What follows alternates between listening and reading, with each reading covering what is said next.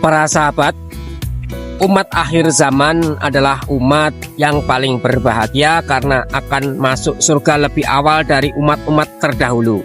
Sehingga Nabi Muhammad SAW sebagai Nabi akhir zaman ini akan membawa umatnya menuju surganya Allah Subhanahu wa Ta'ala lebih awal dari nabi-nabi terdahulu dengan umat-umatnya. Kemuliaan Nabi Muhammad SAW dan umatnya ini membuat kita harus senantiasa untuk semangat mendekatkan diri kepada Allah Subhanahu wa Ta'ala guna memperbaiki iman kita, karena iman umat akhir zaman ini dianggap iman yang setipis kulit ari, mudah goyah oleh bujuk rayu, mudah untuk dibelokkan, sebagaimana 2 bungkus supermi bisa membeli keimanan orang untuk bisa murtad dari agamanya. Jadi harta, kekuasaan, pangkat menjadikan umat akhir zaman ini silau. Dengan itu ia tidak mempedulikan akan nilai-nilai agama. Dengan itu ia rela murtad dari agamanya. Untuk memperoleh itu semua ia rela untuk bermusuhan satu sama lain, saling bunuh-membunuh, bahkan menjual negaranya, bahkan rela menjadi pengkhianat bagi bangsanya. Kita saksikan hari ini terjadinya polemik, apakah itu di Pantai Indah Kapuk, PIK 2, apakah itu ditemukannya makam-makam palsu yang ada di negeri kita ini, yang diakui makam itu sebagai makamnya para habaib, yang kenyataannya itu tidak ada yang dikuburkan di makam itu.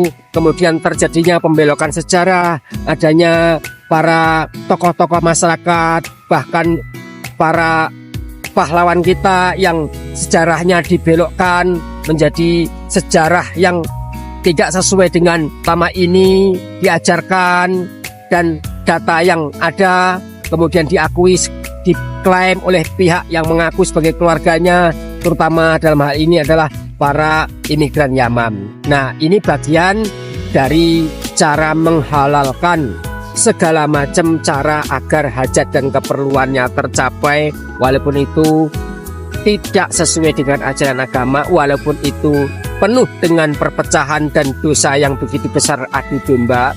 Maka sahabat semuanya, kita kembali kepada nilai agama yang benar, agama yang dibawa oleh Nabi Muhammad SAW sebagai umat Islam yang hari ini dijadikan alat untuk memecah persatuan bangsa dan mencoba untuk mengendarai umat Islam ini sebagai kepentingan kekuasaan. Andai kata kita harus percayalah dengan cara menggunakan akal sehat terlebih dahulu, cross check dan terus gali data-data yang benar, supaya kepercayaan yang kita miliki itu benar-benar sudah melalui suatu serangkaian uji kelayakan. Kalau kita mempercayai sesuatu hanya dengan pokoknya percaya, hanya dengan taklid buta dan meninggalkan akal sehat, maka kita sama saja dengan berusaha untuk mengingkari ajaran Nabi Muhammad SAW, yang mana Nabi sudah mengharuskan umat itu untuk menggunakan akal sehat. Bahkan Allah Subhanahu wa Ta'ala sendiri juga mengharuskan manusia itu untuk berpikir, afala tatafakkarun, afala tatazakkarun, afala tashkurun, afala ta'qilun. Itu penegasan Allah melalui Al-Quran. Ayat di dalam Al-Quran selalu ujungnya berdasar kata-kata seperti itu. Untuk itu sahabat semuanya, hari ini akan terus berlangsung pro dan kontra, akan ada sudut pandang cara berpikir yang bermacam-macam yang menjadi polemik di tengah masyarakat. Namun panduan harus tetap akal sehat. Demikian kiranya. Mohon kita untuk sabar dan saling mengingatkan akan kebaikan. Terima kasih. Wassalamualaikum warahmatullahi wabarakatuh.